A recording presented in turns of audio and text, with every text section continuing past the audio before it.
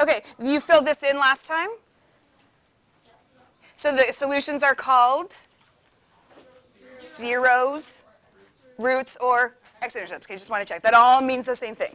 So just because this one says find the zeros and the next one says solve and the one after that says find the intercepts, that doesn't matter. That's just trying to fool you. That's why we hate language in math, because it all means the same thing to a mathematician. It means solve. Square root, step number 1, isolate x squared.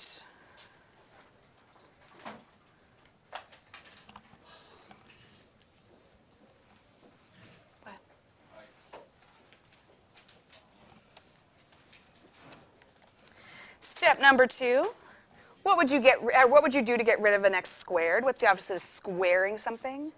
Square rooting both sides, so square root.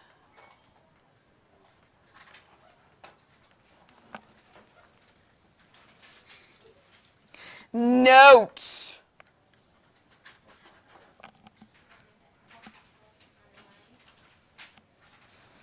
Plus or minus, which I'll explain in a second.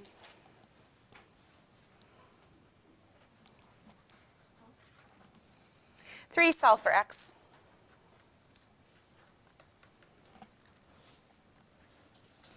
Do we have to check? So when do we check? Well, those special equations that I introduced you to last unit. So when you did method number 1, when I wasn't here, did you check them?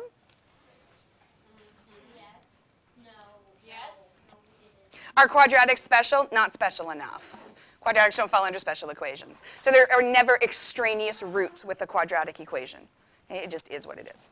First example I'm going to do right beside so that you've got the method and then an example.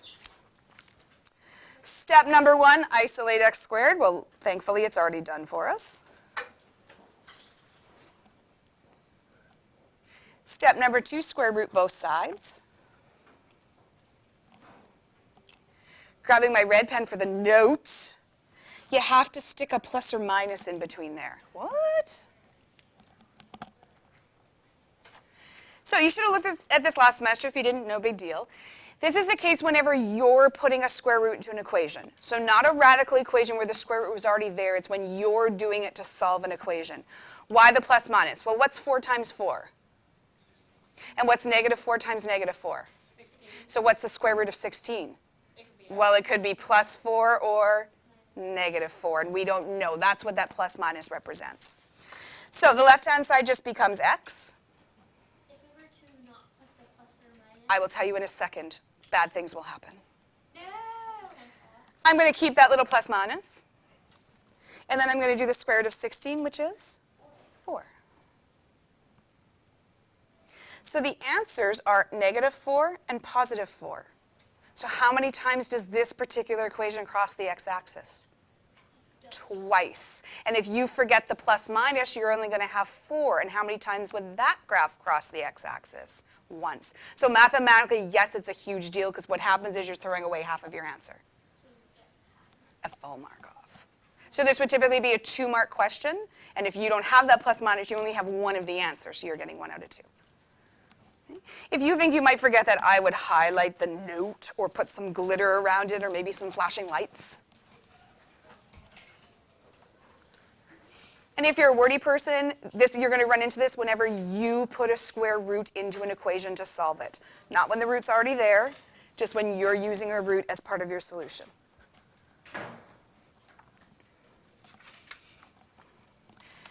Okay, let's jump to our paper for number 6.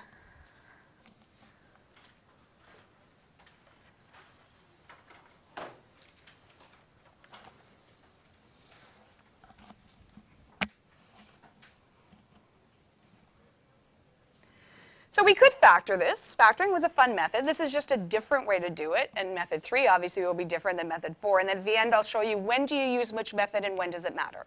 So for now, we're just practicing them individually. Don't worry too much about the y for now. Step number 1, that x squared needs to be by itself. How do I get rid of a negative 1? So 2x squared is going to equal? Ooh, you're already ahead of me.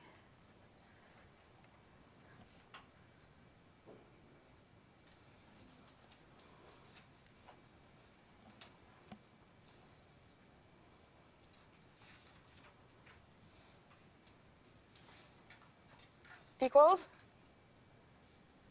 3. And I'm purposely leaving space because I know I've got to stick some stuff in front of that. Well, almost. So how do we get rid of squared? What's the opposite of squaring something? Square rooting. Anytime we square root, you have to put the plus or minus in front.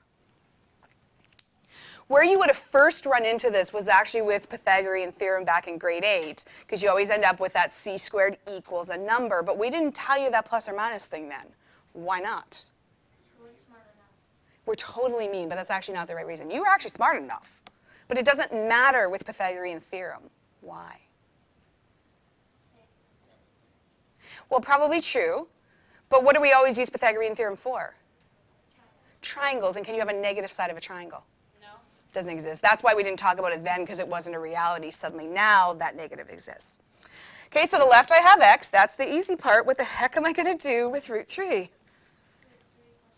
Yeah, do we need to evaluate a non-perfect square root? No, we just leave it. So the first value is negative root 3, and the second is positive root 3. We don't care that that's a decimal. We could care less. It's a number. That's all. We're happy.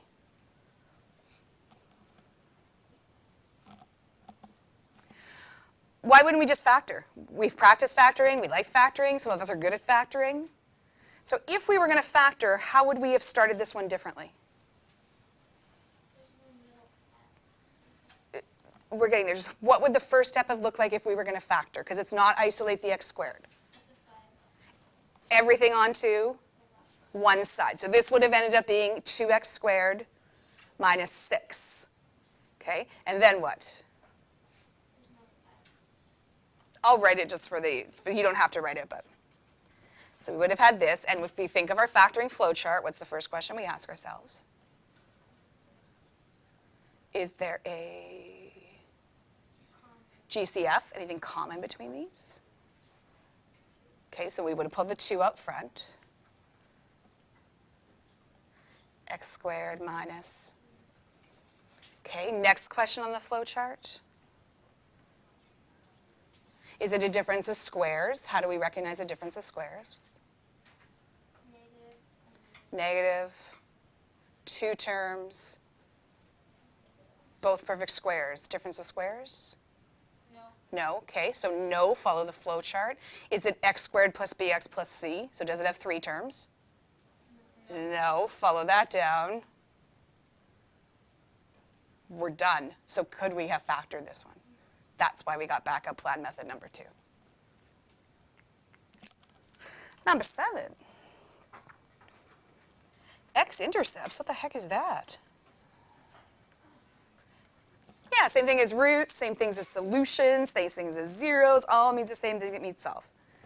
So just because this one has brackets, not going to freak us out. We're still just going to follow our steps. Step number 1, isolate the x squared. Okay, well, we got to stay with that 4 because we can't do anything, so we'll skip that step. How do we get rid of a squared? Square root. And what do we have to put in front of a square root? Plus or minus. And so on the left, what are we going to be left with? Haha, it was funny. Left, left. So what has? Yeah.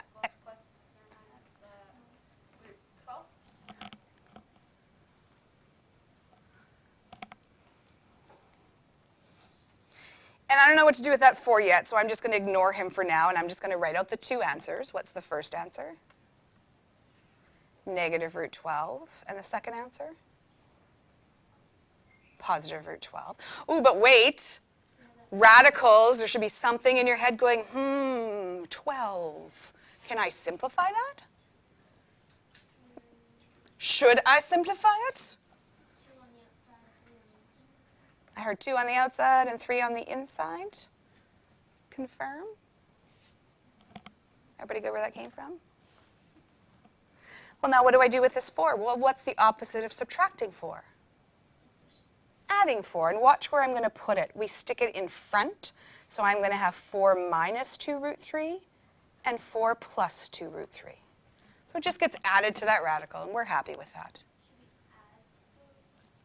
We can't add them together because there's 2 separate answers. Ooh, but can we do a number with a radical? Can we combine? Most mathematicians will not write these as two separate answers. So in the book, you'll often see 4 plus or minus 2 root 3. We tend to just smush them together because we're very lazy people. So if your brain likes to see them as two separate answers, that's great. If your brain wants to combine them into one, that's fine. It's just whatever makes sense to you. Okay, so we don't have to do them as the two separate. No, you just want to know that this means two different numbers. It's Okay, two good. different I am a answers. little bit lazy. Aren't we all at some point? But what if you don't simplify it? Half mark off with like a sad face. Get angry? Maybe. Depends what time of the day I'm marking, quite frankly. Yeah, it depends what people have done before I get to your test. Okay. Yeah. Yeah. So somebody kills a kitten or something. Somebody, oh, that's not good. That's not good. When we do grade 12 exam marking, we're all locked in a room forever, and we mark and we mark and we mark. We mark the same question over and over and over. So by the end of the evening, you have marked 500 of the exact same question. And one time I turned the page and it said, one time my dog winked at my cat and it freaked me out. That's what the student wrote on his test. What? Yeah, that's what he wrote on his math test. For a question? That's what he wrote. Because we didn't really know. I don't know. It was weird. It was just weird. And then the joke is always, it's a Westwood kid. We always make, so. The joke was, I don't know if it was, but we make fun of them. Wait, what? Well, because it's like we mark as a division, so it's like we don't know whose exam. It can be anybody from any school, whatever. So whenever there's something stupid, we're like, it's a Westwood kid. It's kind of funny. Method number 3. I'm going to assume you want the method before the example. That'd be preferable, yes. I'm on to you guys now.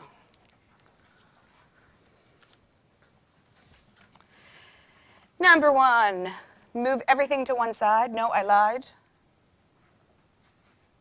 There's 2 ways to do it. Which way do I want to show you? I want to move everything to one side.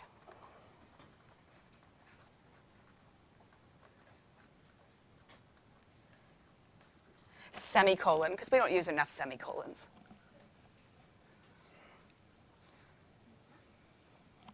Move everything to one side, semicolon. The coefficient of x squared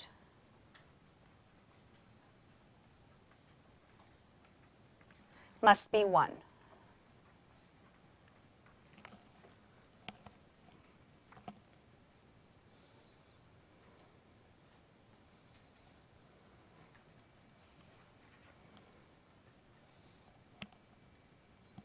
Step 2 is going to seem whack until you see me do the example. You're probably not going to understand what I'm about to say, and that's okay. I'll go through it when I go through the example. Add, and then I'm opening a bracket, b divided by 2 squared to each side. What? Add b divided by 2 squared to each side.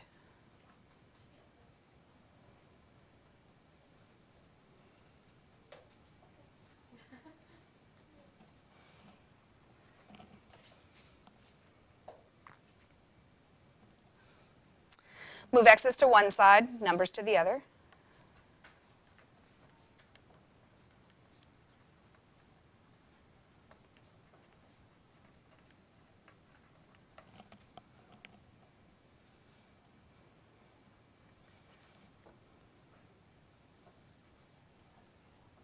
X's to one side, numbers to the other.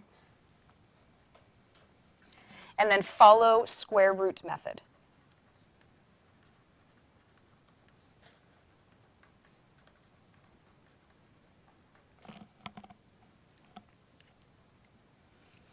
Follow square root method.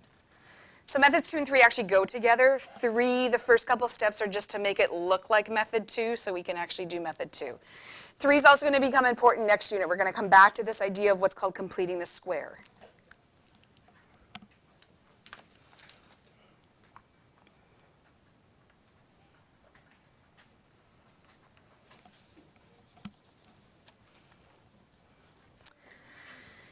Everything to one side.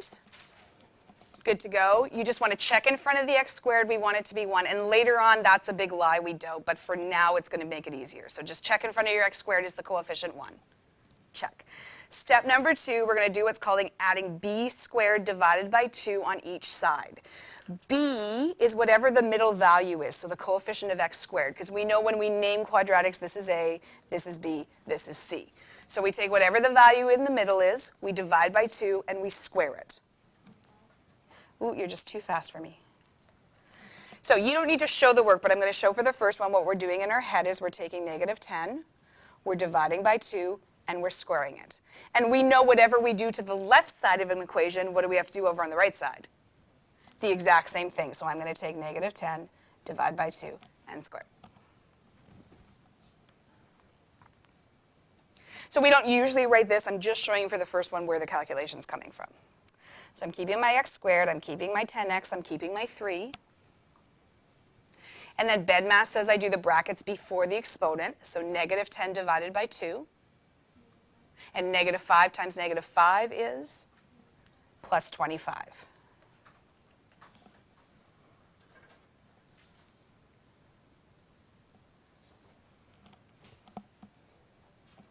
Are you still with me? Oh, yes, ma'am. How does all that equal 25? Or is that Magic. Magic. Well, because it equaled 0, and if I added 25 to the left, I have to add 25 to the right. Oh, right. Magic. Okay, fair enough. I'm going to highlight the x squared, the x, and that number that I just added. I'm going to ignore the 3 for a moment.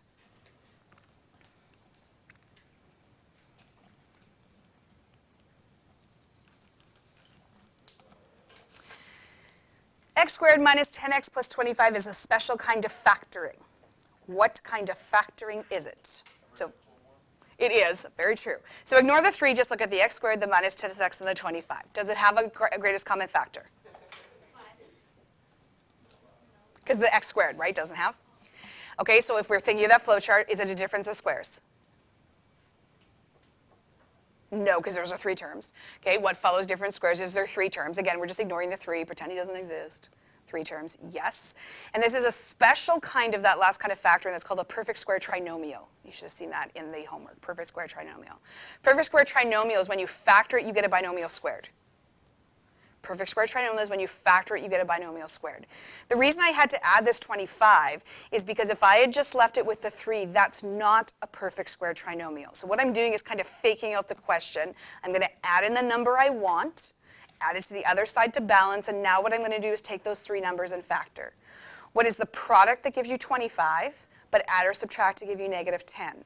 Well, the hint is it has to be the exact same number, because that's what a perfect square trinomial has. So what times what gives you 25? 5, and to get negative 10, what does the 5 have to be? Negative. So this factors to x minus 5 times x minus 5. And the reason we want this is because I'm going to combine this to be x minus 5 squared. No, we're not done yet. And we highlighted the 10x x squared. Because those are the 3 terms I'm factoring down to get x minus 5. I thought so. I just wanted to double check. Now I'm still going to put that 3 back in, because I haven't done anything with him, and I still have my 25 on the other side. We will in a second. You're always a step ahead of me. Good job. The reason we did this is because I want you to look back to example number 7. Look at its format, and now look at the format of this. It's the same. So what we did was purposely make it the same by adding in this number. It's called completing the square because we're completing the perfect square trinomial.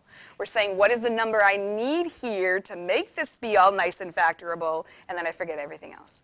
The trick, and I'm just going to put it in red, is what's called b divided by 2 squared. That's what will always make it a perfect square trinomial.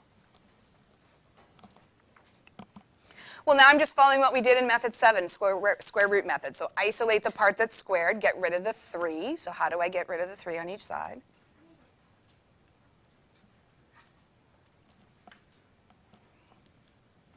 I'm running out of space, so I'm trying to make it really small. What's the opposite of squaring something? Square root. Oh, square root, square root, square root. Plus or minus. On the left, what happens with that squared and that square root? X minus 5. Can we simplify? Root of 22? Okay, so what are the factors of 22? 1 and 22, 11 and 2. No, so is there a perfect square anywhere in there? So we just leave it, it's just root 22. If you would like to write that as negative root 22 and plus root 22, that's fine.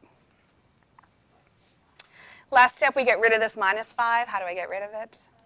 And where do we put it on the other side? In front. If your brain would want to split those into 5 plus root 22 and 5 minus root 22, that's fine. There's completing the square. We're still going to do 2 more examples, so don't freak if you didn't get that. The point of method 3 is just to take equation and make it look like method 2, because if you can't factor, then what do? Right? We need a backup plan. If it doesn't look like method 2, what do? This is the backup plan to the backup plan. Guess what method 4 is going to be? Man, I thought I loved the contingency plan. I know. We're going to do 2 more together, so no freaking. What roots? Find the roots. What is that? Same thing. We don't care what we call it. It's all the same.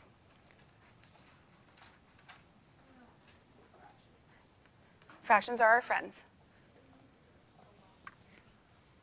Fractions aren't big fan of me. Fractions don't really like me. Fractions are hard to deal with. They are. They are sometimes. And you know what?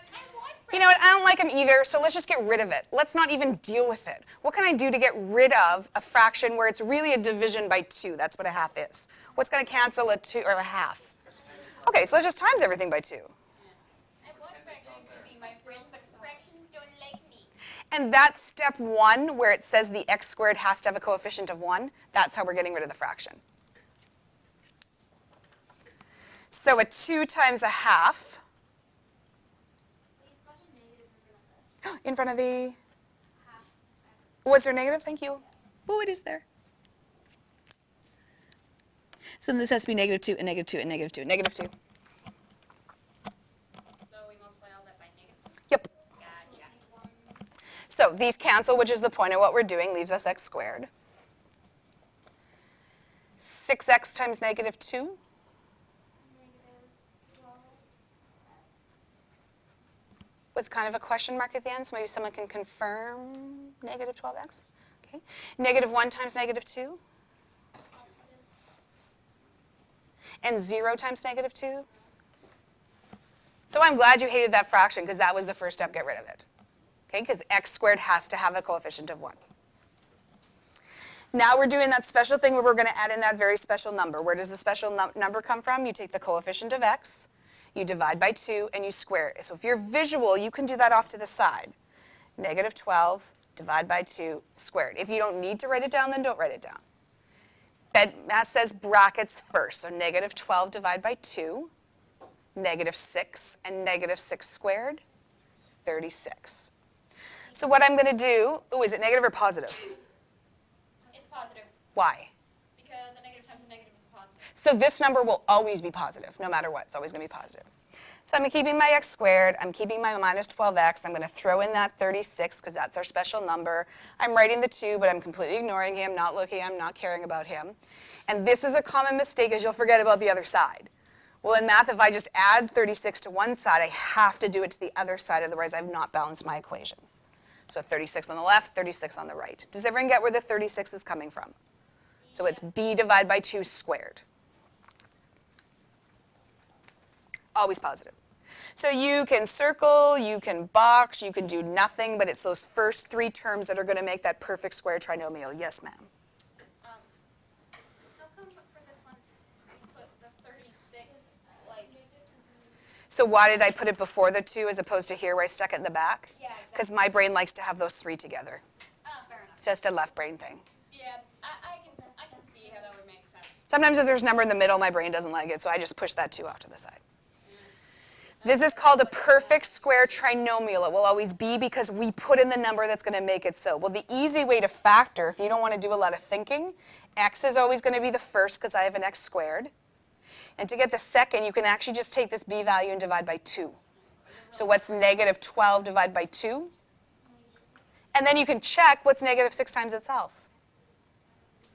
36. So this is always going to be x minus 6 squared. If your brain would rather do it in the 2 steps like we just did, you can set up your binomials. What are the 2 numbers that multiply to give us 36? 6 and 6. How do I get a sum of negative 12? Negative, negative. And then how do I write the same answer times itself? Bam. Okay? So if you want to jump this in your brain to go to that, that's okay. If you like that step, do whatever you need to do. Then I still got that 2 that's hanging around there being a pain in the butt, and I still got the 36. Yep, so we're now down to square root method, so isolate the part that's squared. How do I get rid of adding 2?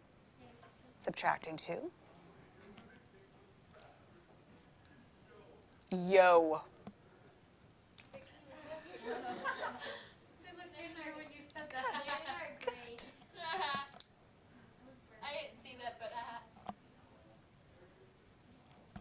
Am I going too fast? Okay. How do we get rid of a squared? How? How many times have I said now in the last month, how do you get rid of a squared? What goes in front of it? Plus or minus. Left side. Cool. X minus 6. This is where we stop and go, simplify, question mark. So can I divide it by 1, or 9, or 16, or 4, or all those great perfect squares? 34 divided by 4. Anything? So what do I do if I can't simplify? Just leave it. Again, if you would rather write out negative 34 and root 34, that's fine, whichever way your brain likes better. I just need to isolate the x now. How do I get rid of the minus 6? Where do I put it? In the front.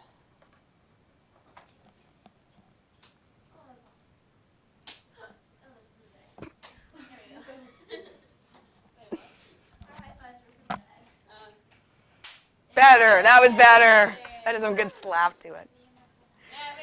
Show me your thumb. How you feeling so far on this method? Getting it, kind of getting it, not getting it. Better than factoring. Yes. Mitchell.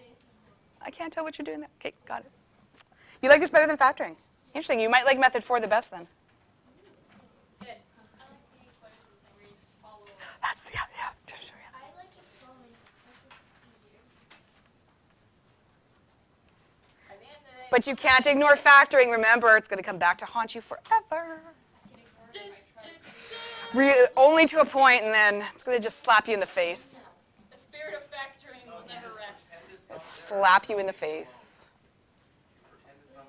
Because, okay, here's where you're going next year. You're going to factor stuff like this. Whoa. Those aren't words. Sign. Oh, yeah, that's where you're going with factoring. So if you can't factor, that's going to come back in here. Oh, no, everything's symbols to mathematicians. No, we don't need words. We don't need words. Oh, those are numbers. Oh, yes, they are to a mathematician. Okay, so back to this one now, which looks so nice compared to that. What is step number 1? Isolate. Move every after one. So this is, you're like isolating or move. Okay, what are we doing with this guy? Isolating and moving basically. No, it's not. Sometimes yes, sometimes no. But it's already moved. So everything onto one side, and then we check the coefficient of x squared. Is it 1? How do we make it 1? Divide it by 3. And if we divide it by 3, we divide everything by 3. Oh, 5 So 3x squared divided by 3x squared. 9x divided by 3 we're okay with. What am I going to do with 5 divided by 3? Make it into a fraction. I'm just going to leave it for now. Remember, that third guy doesn't matter till the end anyway. So I'm just ignoring him, forget him, not going to talk about him. That always happens every class. I know, I said that yesterday. Economics. How was that economic? No, I just know it is economics class there. I don't know how it's economics. We still good? I think Radley just likes to bug you. Oh, that's a given. Should we times everything by 3 so that Okay, if we times by 3, then we're going to go right back to the question. Okay, how do I put in that special number that we put in? B divided by 2 squared. So 3 divided by 2. Okay, so this is the time we would grab our calculator. So I'm not going to expect you to do 1.5 squared in your head. So this is a calc question. So 8 and 9 were non-calc. Here's where the calc's coming in. So 3 divided by 2, enter, then square. Confirm. Okay, so 3x divided by 2 squared.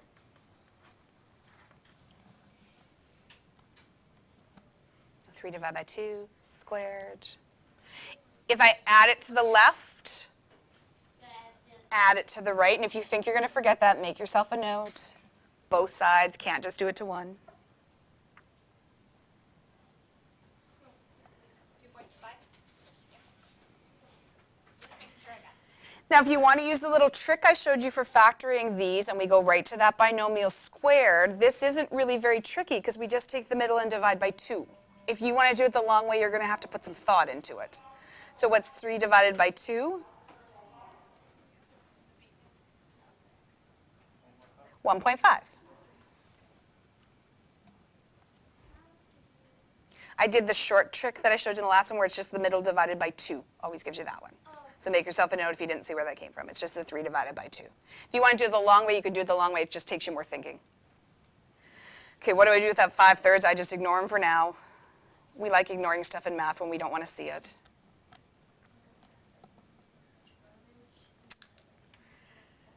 Okay, so now we got to look at him. How do I get rid of him? How do I move him to the other side? We could, which I'm going to do in the next step anyway. But we know we subtract him over. And so since you have your calc, let your calc do the work. So put in 2.25 minus 5 divided by 3.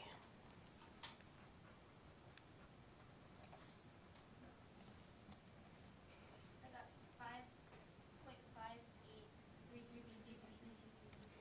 5 point, I missed that already. 8.58333. No,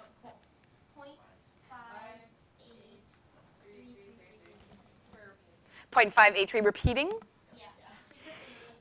If you wanted to turn that into a fraction, how can you let your calculator do that for you?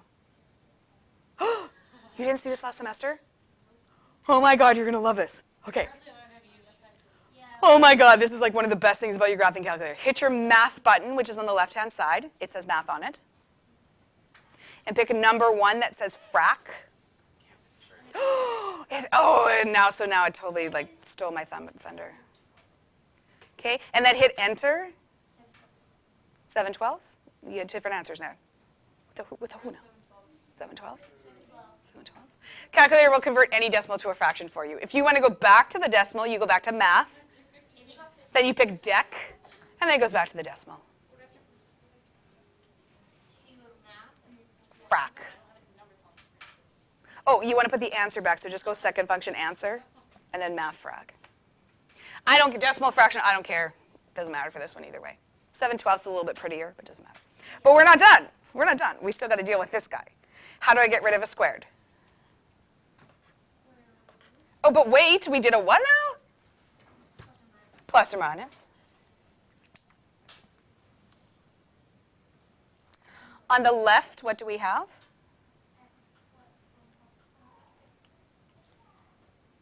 And this one I'm just going to leave as plus or minus 0.583 repeating. Or if you wanted your plus or minus root 7 on 12. But then you're going to have to simplify the 12, and that's a little nasty, so completely up to you.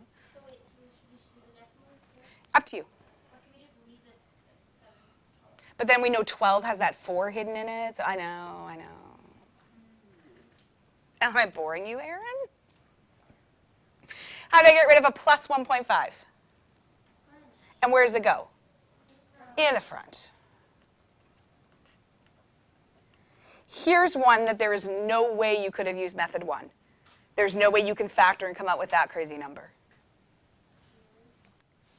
Really, really? Well, I can't do it. And I've like really, really tried.